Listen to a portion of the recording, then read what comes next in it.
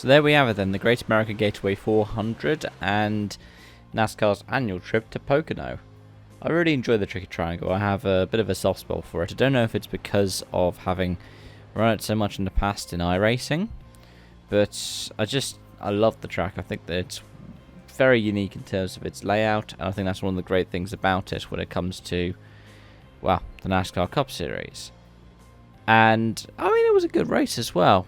Pocono tends to produce good races. I mean, the ones that I've seen, besides the ending of Kurt Busch's career through concussion, we've seen those battles between Larson and Hamlin. We've seen Larson having a tyre cut down. We've seen all kinds of different... We've even seen controversy when it comes to windscreens. That was certainly something.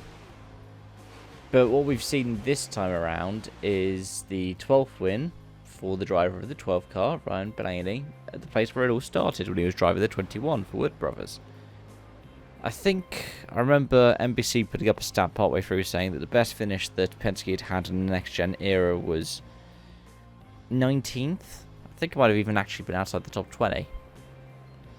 And yet, this time round, the time where, as they pointed out, Penske had won a doubleheader for Indy at Iowa. I haven't actually checked the results for WEC, but they managed to pick up the win in the end, and that's great for Blaney as well in terms of the playoff picture, because that makes him double winner now, right? But what it does do is it really transforms some aspects of the playoff picture as well, in that, the cut line has just changed around quite a bit. Because whilst some drivers gained a bit, Bubba Wallace actually did gain on the cut line, and he gained on... ended up gaining on Buescher, who was the next person to him on points before this. The biggest loser was Ross Chastain, who came out of it 36th. So it means that in terms of the cut line now, I think it's 27 points the gap. So it's doable that in the last 5 races, Bubba Wallace could point his way in, barring no new winners, of course.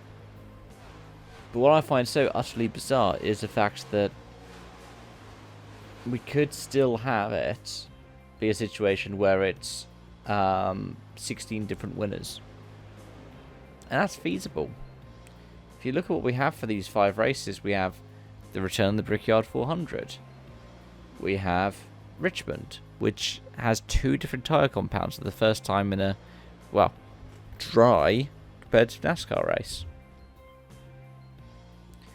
We have the visit to Michigan for the season. We have the second Daytona date at Super Speedway. And then we have the 7500, the second Darlington race, but it's Darlington. It's its own beast. And it's quite hard to predict any of these. Well, I will say, just to wrap it up though, the incident between LaJoie and Busch, I haven't seen LaJoie's reaction to it yet, but I mean, it's quite clearly he wasn't happy with Busch and dumped him.